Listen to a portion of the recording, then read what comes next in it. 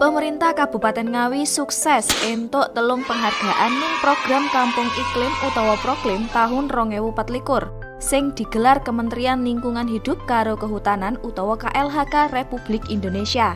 Telung penghargaan iku ana siji tropi utama sing gawe Desa Sambirejo Kecamatan Karangjati. Terus loro sertifikat penghargaan gawe Desa Brubuh Kecamatan Jogororo karo Desa Jatirejo Kecamatan Kasreman. Piye tanggepane warga? Ayo disimak wawancarane. Apakah Anda tahu bahwa pemerintah Kabupaten Ngawi berhasil meraih 3 penghargaan sekaligus dalam program Kampung Iklim atau Proklim tahun 2024? Nggak tahu. Ya, tahu.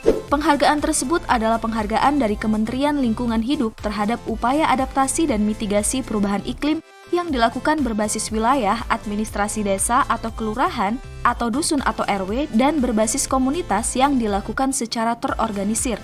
Apakah efektif jika hal ini dilakukan oleh daerah, sementara banyak korporasi melakukan aktivitas yang mengganggu keseimbangan lingkungan? Kayaknya nggak efektif ya. Kayaknya sih enggak Mbak, apalagi sekarang tuh semakin panas di Ngawi ya, pabrik-pabrik tersebut juga membuang limbahnya di sungai. Hal tersebut berbanding terbalik dengan penghargaan yang diperoleh.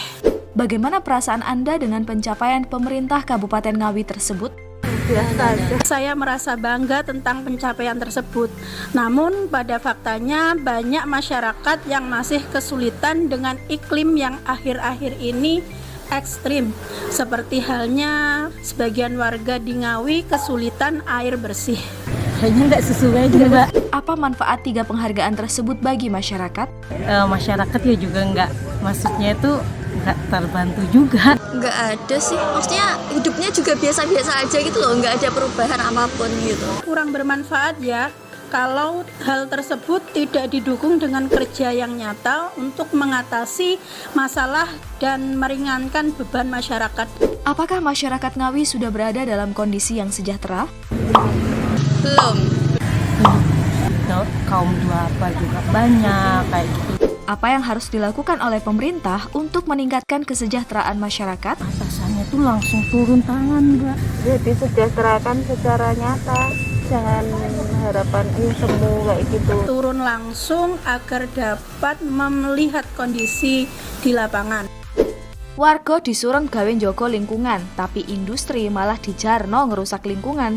Sakjane piye sih Islam marekno masalah iki? Ayo dirungono sik penjelasane Ustazah, sakdurunge iku aja lali like, komen karo share sak luas-luase.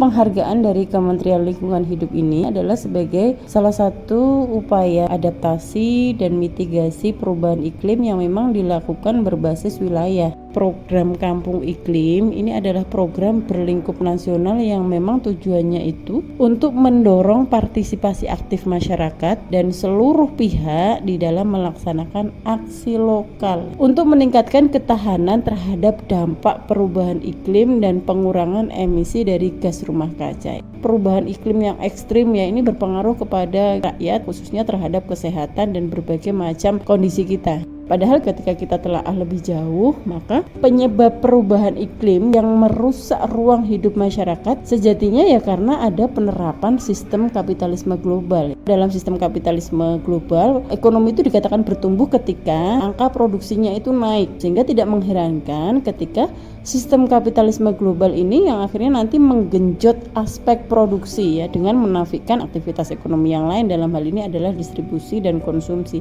Sehingga industrialisasi dan pembangunan ya itu luar biasa digalakkan. Aktivitas produksi ini tentu membutuhkan bahan baku fosil. Pemerintah sendiri membuat regulasi untuk memudahkan penggunaan bahan baku fosil ini untuk memudahkan aktivitas produksi tadi supaya angka produksinya naik. Maka sebenarnya ketika kita berbicara terkait dengan permasalahan perubahan iklim, ini kayak semacam lingkaran setan, tidak akan pernah selesai sepanjang sistem yang diterapkan itu adalah kapitalisme tadi ya. Di sisi lain, efek buruk dari industrialisasi atau aktivitas produksi tadi berpengaruh kepada iklim karena ada zat sisanya dan polusi-polusi yang dihasilkan dari aktivitas produksi ini.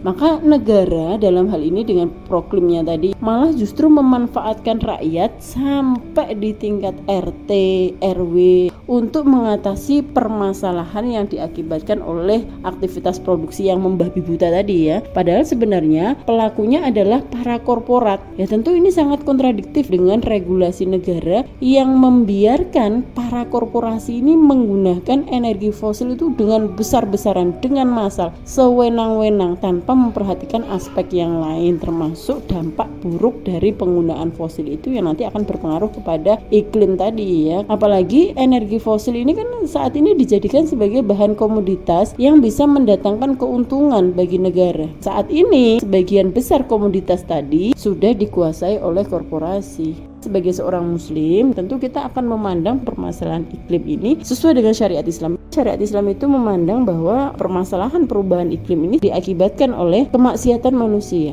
Syariat Islam itu sendiri sudah mengabarkan bahwa telah tampak kerusakan di darat dan di laut itu karena perbuatan tangan manusia, supaya Allah merasakan sebagian dari perbuatan mereka.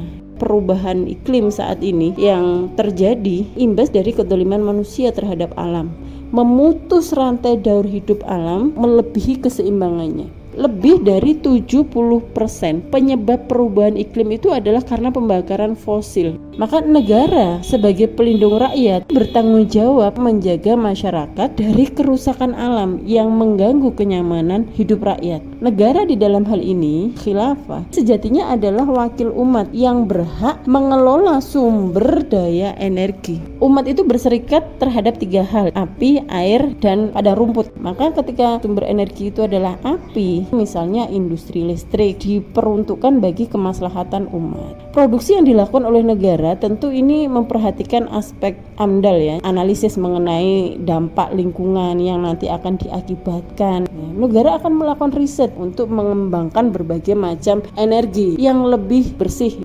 Kepemilikan umat itu pengelolaannya diberikan kepada negara dan negara wajib mengembalikannya lagi kepada umat sehingga bisa dimanfaatkan dengan maksimal oleh rakyat. Jadi ketika kita berbicara terkait dengan perubahan iklim, itu kuncinya ada di regulasi yang dikeluarkan oleh negara dan bagaimana negara itu menempatkan dengan tepat. Ini adalah sesuatu yang darurat, sesuatu yang hanya bisa dilakukan ya ketika umat Islam itu bersatu untuk kembali menegakkan sistem Islam yang nanti bisa menyelesaikan berbagai macam problem umat, termasuk menyelesaikan problem iklim.